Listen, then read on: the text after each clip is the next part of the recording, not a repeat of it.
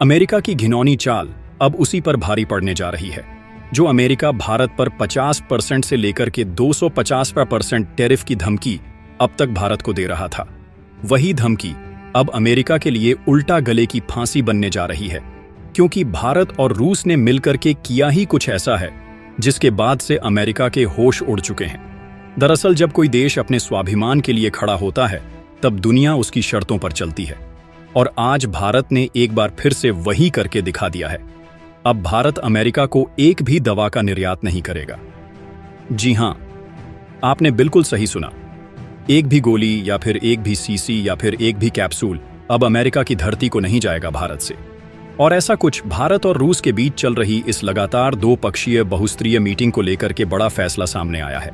दरअसल भारत के दिग्गज या फिर जेम्स बॉन्ड कहे जाने वाले अजीत डोभाल इस वक्त रूस की यात्रा पर हैं, जहां रूस और भारत के बीच एक दो नहीं बल्कि कई उच्च स्तरीय फैसले लिए जा रहे हैं। ये फैसले राजनीतिक से लेकर के हमारी सामरिक सुरक्षा और व्यापारिक हितों, इन सभी को ध्यान में रखते हुए किए जा रहे हैं। और इस वक्त भारत और रूस की एक बार फिर जुगलबंदी ने अमेरिका के कान खड़े कर दिए हैं। अमेरिका को लग रहा था कि वह भारत की दवाओं पर टैरिफ लगा के दवाओं के मार्केट को खराब कर देगा और भारत को मजबूर करेगा अमेरिका के साथ डील करने के लिए। लेकिन यहां पूरी की पूरी चाल ही उल्टी पड़ चुकी है। रूस ने भारत से साफ कह दिया है, हमें आपकी सारी दवाएं चाहिए, अमेरिका को आप एक भी दवा मत भेजिए। अमेरिका को भारत की जो 40% दवाएं हैं, उन 40% में पूरी की पूरी दवाओं का जो आयात है वो रूस करेगा। यानी कि अब भारत की तरफ से अमेरिका को भेजे जाने वाले शिपमेंट पर सीधे तौर पर रूस ने अपना हक जता लिया है। दरअसल रूस ने कहा है कि अमेरिका भारत पर टैरिफ लगा रहा है। ऐसे में भारत बहुत बड़े नुकसान से गुजरेगा। लेकिन अगर वही दवाएं रूस खरीदता है तो इससे भारत का बेनिफिट भी नहीं कम होगा और भारतीय दवाओं के लिए एक नए मार्केट के लिए बहुत बड़ा रास्ता खुल जाएगा। रूस ने कहा है कि अमेरिका को निर्यात की जा रही भारत की 40% दवाओं की अब आपूर्ति अमेरिका की जगह भारत रूस को करें। हालांकि अमेरिका के स्थान पर अब रूस के पास ये सारी दवाएं भेजने पर भारत को इससे कहीं ज्यादा फायदा और भी होने जा रहा है। क्या क्या फायदा होगा भारत को, और ऐसा भारत और रूस ने मिलकर के फैसला क्यों किया है, यह भी जानेंगे इस वीडियो में। तो चैनल पर बने रहें। वीडियो को लाइक और चैनल को अगर अभी तक आपने सब्सक्राइब नहीं किया है तो चैनल को सब्सक्राइब कर लें और बेल आइकन को जरूर दबा लीजिएगा।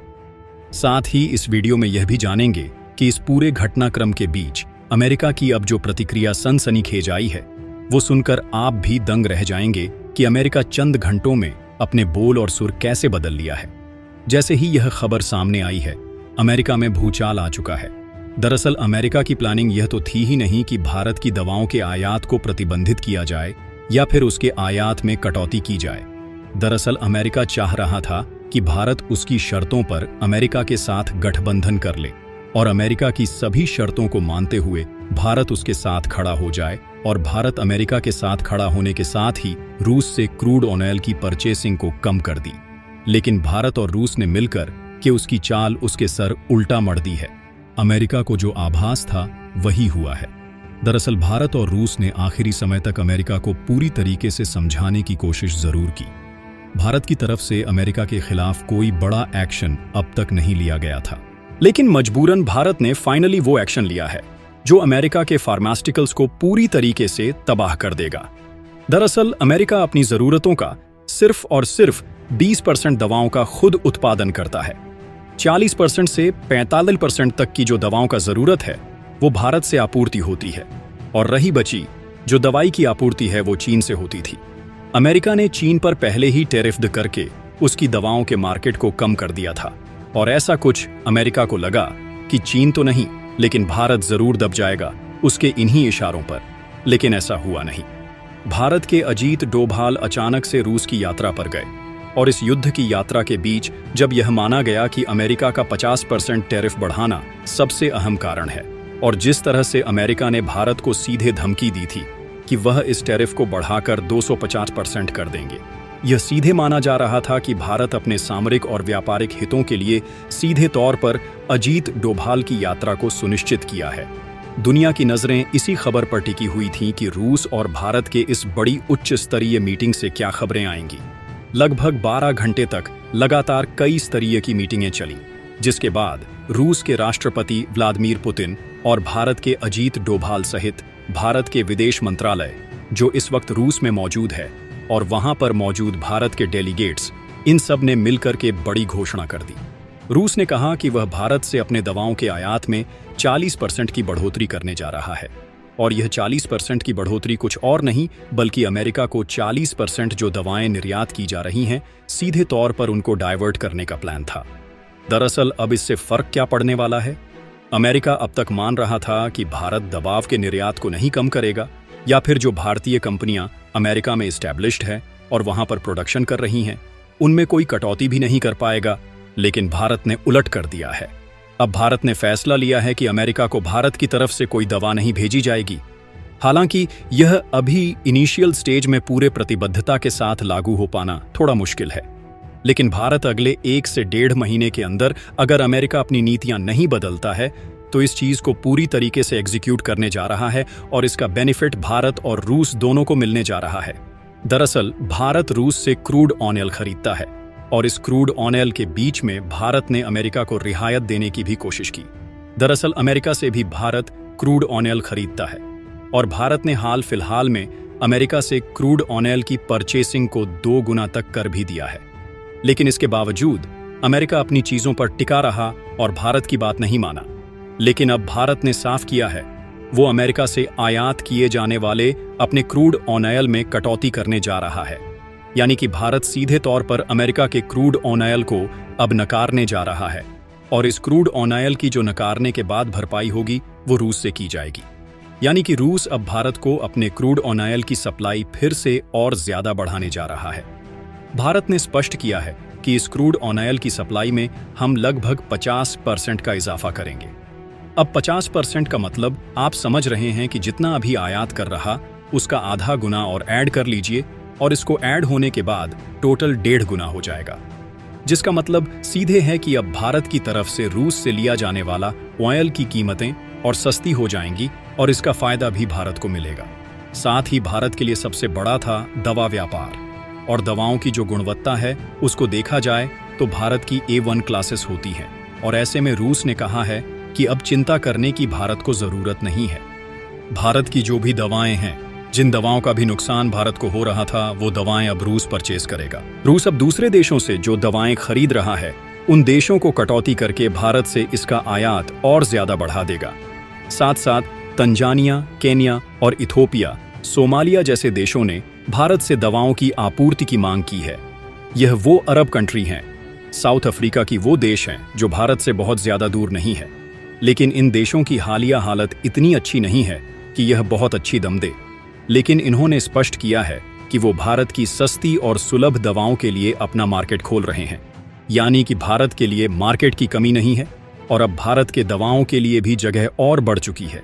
लेकिन वहीं इन सभी खबरों के बीच अब दूसरी तरफ भारत को लेकर के चीन भी लगभग उतर चुका है, वह भी अमेरिका के खिलाफ। जी हां, बिल्कुल सही सुना आपने। भारत को लेकर के चीन अमेरिका के खिलाफ उतर चुका है, और अमेरिका को लेकर के भारत चीन ने स्पष्ट किया है कि भारत ने अमेरिका के लेकर के जो अपनी नीतियां स्पष्ट की है, यानी कि अमेरिका के ऊपर तरफ से जो भारत पर 50% का टैरिफ लगा दिया गया है और जिसे 250% तक बढ़ाने की बात की जा रही है, वह बिल्कुल भी सही नहीं है। और यह कोई और नहीं बल्कि चीन बोल रहा है। चीन ने कहा है कि इसके खिलाफ भारत की जो भी प्रतिक्रिया होगी वह बेहद सार्थक होगी, और हम चाहेंगे कि भारत इसका विरोध करें, और हम भारत के इस विरोध के साथ भारत के साथ खड़े हैं, और आने वाले समय में हम भारत के साथ अपने ट्रेड को और बेहतर करेंगे। संभवतः हम भारत के साथ FTA यानी कि फ्री ट्रेड एग्रीमेंट पर भी साइन करने जा रहे हैं। इन सभी चीजों के बीच भारत ने पूरी दुनिया के होश उड़ा करके रख दिए हैं। अमेरिका क्यों मान लो बौखलाहट सी हो उठी है। अमेरिका को कभी अंदाजा नहीं था कि चीन और भारत एक सुर में आकर के कभी बोलेंगे, या फिर भारत इस चीज को लेकर के चीन के कभी साथ होगा। दरअसल अभी हाल फिलहाल में चीन में बड़ी मीट होने जा रही है, जहां पर भारत के PM नरेंद्र मोदी चीन पहुंचने वाले हैं, और यहां पर भारत और चीन के बीच व्यापारिक संबंधों को लेकर के कई स्तरीय वार्ताएं भी बातचीत सामने आ रही हैं। माना यह जा रहा है कि चीन के साथ भारत व्यापार और सुगम करेगा। न सिर्फ चीन, बल्कि चीन ने यह भी कहा है कि भारत के साथ जो भारत को लेकर के उसका ट्रेड डेफिसिट है, यानी कि चीन हमें ज्यादा सामान बेचता है, उसकी तुलना में हम चीन को कम सामान बेचते हैं। ऐसे में चीन का ऊपर हमारे ऊपर सरप्लस रहता है। चीन ने कहा है कि भारत का जो सरप्लस रहता है हम उसे भी बैलेंस करने की कोशिश करेंगे और भारत से हम अपने आयात को बढ़ाएंगे। अगर आप समझें तो ये सीधे सीधे शब्दों में ये है कि अब तक जो भारत से चीन कम खरीदता था उस पर और वृद्धि करने की तैयारी में है। चीन कह रहा है कि हम भारत से और ज्यादा सामान खरीदेंगे ताकि हम चीन भारत को होने वाले नुकसान की हम अपनी तरफ से भी भरपाई कर सके। अब आप यह सोच रहे होंगे कि चीन इतना सुधर कैसे सकता है। दरअसल बात सही भी है। आपका सोचना जायज भी है कि चीन सुधरने वालों में से तो नहीं है और चीन पर भरोसा किया जाए, ऐसा भी बिल्कुल सही नहीं है।